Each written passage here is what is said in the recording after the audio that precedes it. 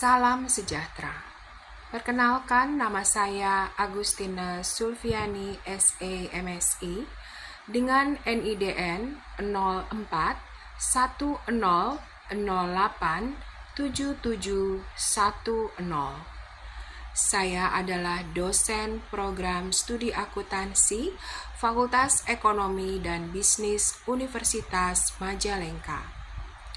Video ini saya buat untuk memenuhi pernyataan diri dosen dalam unjuk kerja Tridharma Perguruan Tinggi di bidang pengajaran.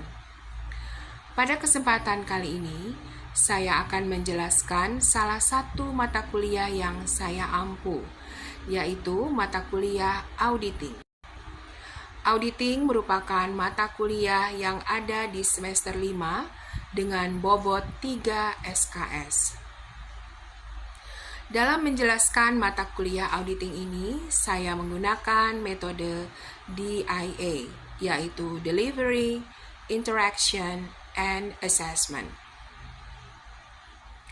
Pada delivery, saya akan mencoba menjelaskan apa saja yang akan saya sampaikan selama 1 semester ke depan. Pada interaction, saya akan menjelaskan bagaimana saya berinteraksi dengan mahasiswa selama perkuliahan. Pada assessment, saya akan menjelaskan bagaimana saya menilai kinerja mahasiswa secara objektif. Pada delivery, saya akan menjelaskan deskripsi mata kuliah auditing. Materi mata kuliah auditing membahas tahap-tahap mengaudit. Dimulai dari tahap pertama, yaitu menilai risiko audit melalui keputusan untuk penugasan audit, penyusunan strategi audit menyeluruh, memahami pengendalian internal, identifikasi risiko bawaan dan risiko signifikan, serta penyelesaian tahap penilaian risiko. Dilanjutkan tahap kedua, yaitu merespon risiko salah saji material yang telah diidentifikasi melalui prosedur test of control, test of detail, substantive test, dan prosedur analytical substantif, serta menentukan luasnya pengujian audit. Tahap ketiga merupakan tahap pelaporan. Dalam hal ini, auditor berupaya merumuskan opini berdasarkan evaluasi bukti audit, apakah assurance layak yang diberikan, atau opini modifikasi yang diberikan bagi laporan keuangan. Itulah materi-materi yang akan saya bawakan selama 1 semester ke depan. Berikutnya, ada beberapa buku referensi yang saya gunakan, yaitu pertama, Audit Berbasis International Standards on Auditing ISA, penulis Theodorus M. Tuanakota, penerbit Salemba 4. Kedua, Auditing Pemeriksaan Akuntan oleh Kantor Akuntan Publik, penulis Sukrisno Agus, diterbitkan oleh Lembaga Penerbit Fakultas Ekonomi Universitas Indonesia. Ketiga, Auditing Petunjuk Pembuatan Kertas Kerja Pemeriksaan, penulis Sukrisno Agus dan Estralitas Trisnawati, diterbitkan Fakultas Ekonomi Universitas Indonesia. Keempat, Auditing Pendekatan Terpadu, penulis Alphins A. Ahrens dan James K. Lobeck. Sistem pembelajaran yang saya terapkan menggunakan sistem pembelajaran luring maupun daring.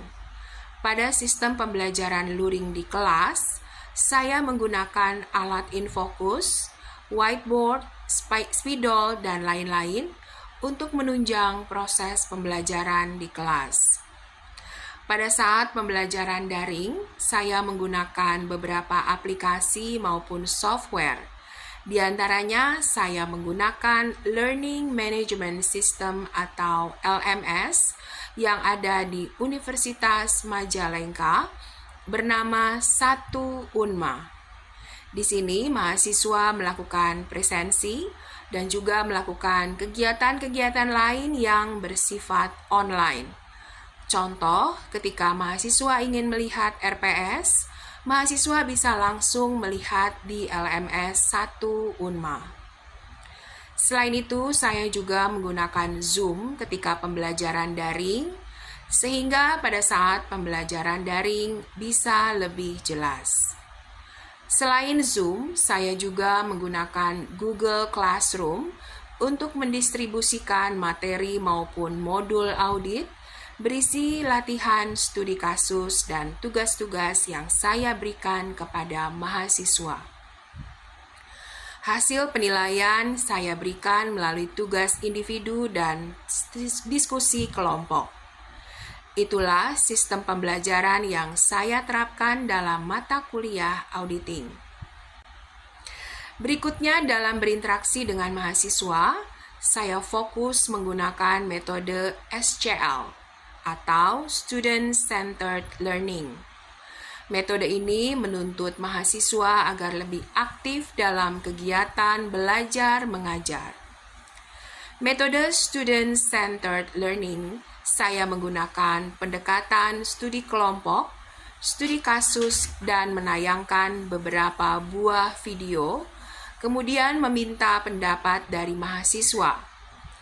Tujuannya adalah untuk melatih rasa percaya diri mahasiswa dan untuk melatih keaktifan mahasiswa di kelas, supaya dalam pembelajaran di kelas terjadi pembelajaran dua arah, yakni tidak hanya terfokus pada dosen.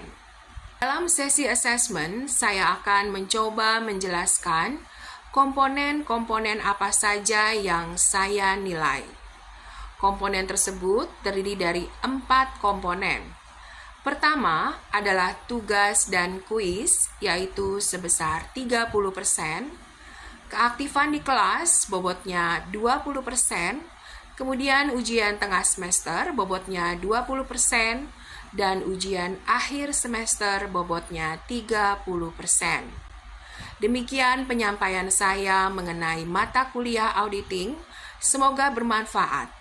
Dan untuk selanjutnya, saya akan mencoba menayangkan beberapa proses perkuliahan selama di kelas. Terima kasih. Selamat pagi semua.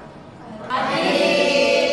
Baik, kita akan mulai untuk mata kuliah auditing 2 pada hari ini, Jumat 7 April 2026. Pengendalian internal, memahami dan mengevaluasi pengendalian internal. Tetapi terlebih dahulu kita akan mendiskusikan tentang tugas materi tentang materialitas minggu yang lalu. Kalian sudah siap? Siap. Oke, terima kasih. Silakan. OM itu 60 juta, PM-nya 42 juta, lalu temuan salah itu 75 juta. Nah, karena salah sajinya itu 75 juta, berarti lebih besar dari PM yang 42 juta dan lebih besar dari OM yang 60 juta. Maka temuan ini material. Nah, tindakan yang harus diambil auditornya itu yang pertama, meminta manajemen untuk segera mengoreksi salah saji pada akun beban operasional sebesar 75 juta. Lalu yang kedua itu mencatat temuan dalam daftar kasar salah saji. Nah, lalu yang ketiga itu memeriksa kembali akun beban operasional secara lebih menyeluruh. Lalu yang keempat, jika manajemen menolak mengoreksi, maka auditor mendiskusikan dengan CWG mengenai dampaknya terhadap opini audit. Nah, yang terakhir itu auditor mempertimbangkan modifikasi opini audit selain WTP apabila salah saji tetap tidak dikoreksi. Nah, jika menggunakan lebih dari satu angka performance materiality, yaitu risiko tingginya 60%, berarti yaitu 11 miliar 40 juta. Untuk risiko sedangnya itu 70% sama dengan 12 miliar 880 juta. Untuk risiko rendahnya itu 80% sama dengan 14 miliar 720 juta. Sekian, terima kasih dari saya. Terima kasih. Izin menanggapi jawaban dari kelompok 1. Jawaban yang pertanyaannya sudah baik dan sudah jelas. Terus pertanyaannya, tadi kan di jawaban kalian itu ada semakin kecil tingkat materialitas yang ditetapkan, maka semakin ketat auditor dalam menilai kesalahan, sehingga prosedur audit yang dilakukan akan lebih luas dan mendalam. Nah, coba kalian jelasin ulang mengapa semakin kecil tingkat materialitas prosedur audit menjadi lebih ketat dan mendalam. Oke, begini dalam pertanyaan dari kelompok 2 ya. Tadi pertanyaannya mengapa semakin kecil tingkat materialitas prosedur audit menjadi lebih ketat dan mendalam? Jawabannya ya karena semakin kecil tingkat materialitas, semakin kecil pula batas toleransi yang dapat diterima dalam laporan keuangan. Hal ini membuat kesalahan kecil sekalipun menjadi signifikan, sehingga risiko auditor untuk tidak mendeteksi salah saja menjadi lebih tinggi. Oleh karena itu, auditor harus menurunkan risiko deteksi dengan melakukan prosedur audit yang lebih ketat dan mendalam, seperti menambah jumlah sampel dan melakukan pengujian yang lebih rinci agar dapat memastikan bahwa kesalahan sekecil apapun dapat terdeteksi. Beberapa yang ingin saya tanyakan. Yang pertama, saat menghitung nilai OM, kenapa menggunakan persentase 5%, sedangkan untuk range persentase itu ada dari 3% sampai 5%. Dan untuk menghitung PM, itu performance material, kenapa menggunakan persentase 70%? PM itu harus lebih kecil dari OM. Tujuannya adalah sebagai mata pengaman agar jika ada beberapa kesalahan kecil yang lolos dari pemeriksaan auditor, totalnya tetap tidak akan melalui overall materiality. Persentase 70% ada dua cara untuk menghitung performance materiality. Ada yang menggunakan satu angka dan juga ada yang menggunakan lebih dari satu angka. Nah, itu apa perbedaannya? Terus itu kan diketahui untuk overall materiality itu diasumsikan sebesar 18,4 miliar. Nah, apabila overall materiality-nya itu 18,4 miliar dan nilai performance materiality-nya sebagai contoh itu ngambil yang 11 miliar 40 juta. Nah, itu tuh apa artinya? Izin dijawab. Jadi untuk arti dari angka 18,4 miliar itu adalah batas maksimal toleransi kesalahan untuk keseluruhan laporan keuangan pada PT Unggul Tbk. Ibaratnya ini merupakan garis merah akhir jika auditor itu menggabungkan semua temuan salah saji atau error dari berbagai akun dan totalnya itu melebihi 18,4 miliar, maka laporan keuangan korporasi tersebut dinilai catat material dan bisa menyesatkan para penggunanya seperti investor. Terus apa artinya jika IM itu menggunakan satu angka dan lebih dari satu angka? Ini berkaitan pada jaring pemeriksaan di dalam perusahaan, karena yang pertama itu jika memakai satu angka artinya auditor memukul rata tingkat risiko untuk seluruh seksi atau area di dalam perusahaan. Jadi satu batas angka PM itu dipakai untuk mengevaluasi semua jenis akun secara seragam, entah itu kas, utang, pendapatan ataupun aset tetap. Nah, namun jika memakai lebih dari satu angka, artinya auditor ini membedakan batas pengawasan tergantung seberapa rawan atau kompleks sebuah area, misalnya pada akun kewajiban pajak dinilai sangat rawan dimanipulasi atau risikonya itu tinggi, maka auditor menggunakan jaring yang sangat ketat yakni IM 60%. Nah, sebaliknya untuk akun yang transaksinya itu jarang dan buktinya jelas atau risikonya rendah, auditor itu menggunakan jaring yang lebih longgar yakni memakai yang 80%.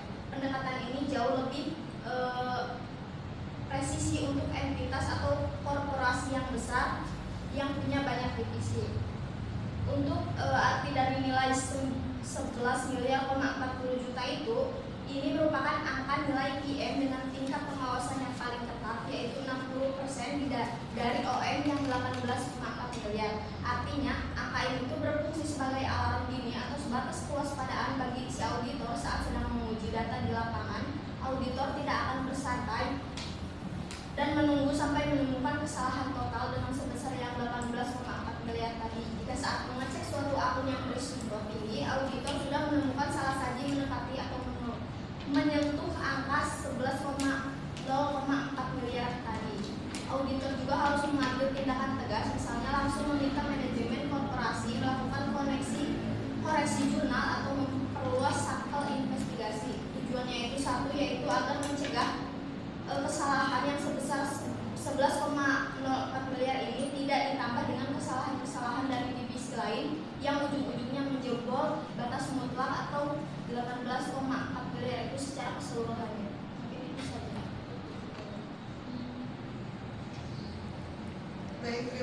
atas jawabannya.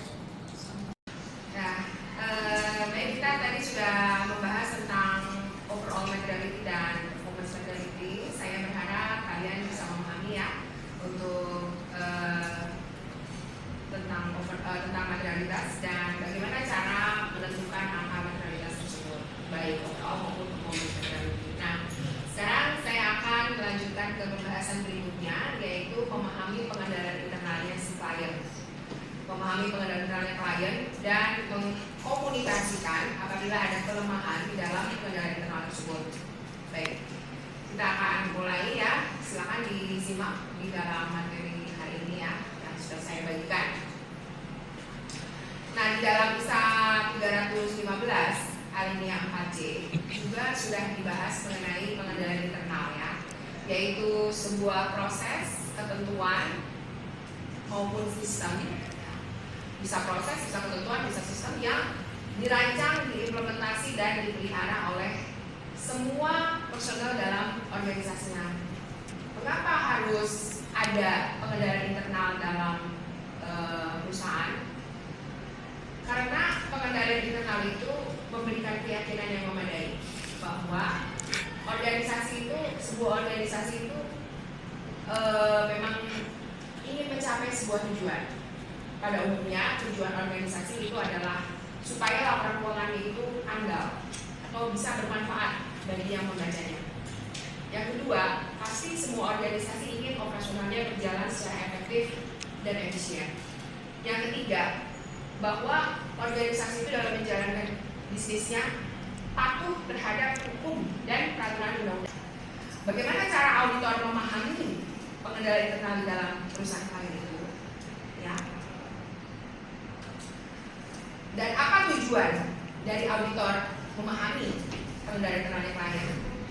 Tujuannya yang pertama adalah auditor harus menilai risiko. Tujuan yang kedua adalah auditor harus membuat prosedur audit dalam rangka menanggapi risiko. Ya, jadi yang pertama, auditor harus menilai risiko transaksi material. Yang kedua, auditor harus menanggapi atau membuat prosedur audit untuk menanggapi risiko yang tadi telah dinilai. Dalam mempraktekkan pengendalian internal itu, salah satu kelemahan yang terjadi adalah kolusi atau persekongkolan dan manajemen override. Itu juga bisa menjadi kelemahan dalam mempraktekkan pengendalian internal. Nah, saya mau tanya nih sama kalian, kenapa harus ada pengendalian internal? Apakah pengendalian itu penting? Penting ya, penting. Ada yang mau jawab? Mengapa? Buat si perusahaannya itu maka ada pengendalian internal. Pengendalian internal itu mengapa penting bagi perusahaan? Karena perusahaan punya visi misi. Oleh karena itu, auditor harus mengetahui, harus memahami. Itu artinya auditor harus tahu ada nggak pengendalian internalnya di dalam klien kita, dalam usaha kita. Kalau ada, berfungsi nggak?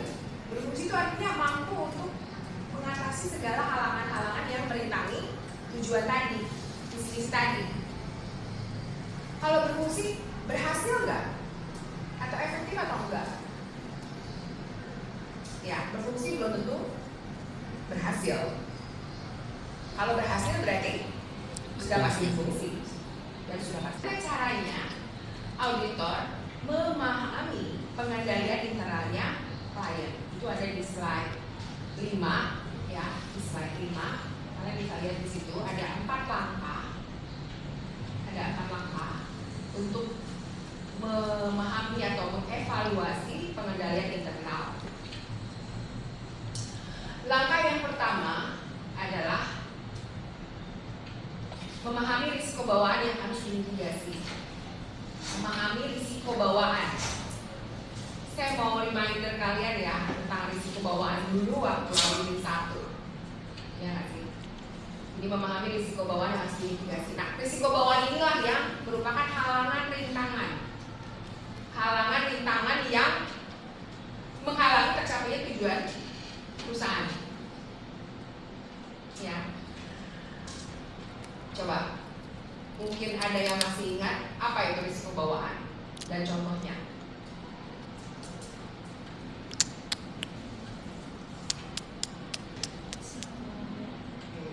Ya adalah risiko salah saji. Tapi kesalahan kecurangan di dalam laporan keuangan itu sudah ada secara alami.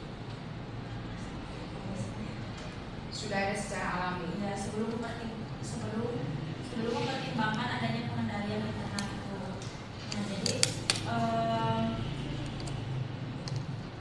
risiko ini tuh memang melekat pada satu akun atau transaksi karena sifatnya bukan karena sistemnya.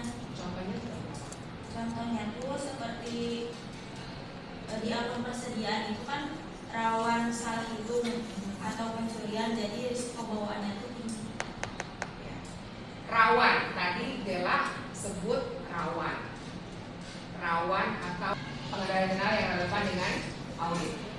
Mendokumennya untuk memahami risiko bawaan yang harus dimitigasi dengan pengendalian internal ada dua pendekatan. Yang pertama adalah one risk to many controls, yang kedua adalah many risk to many controls. Nah, untuk yang pervasif, komponen pengendalian internalnya adalah lingkungan pengendalian dan pengendalian risiko. Nah, ini ada contohnya ya, faktor risiko yang termasuk dalam lingkungan pengendalian. Tidak ada integriti dan tidak ada etika.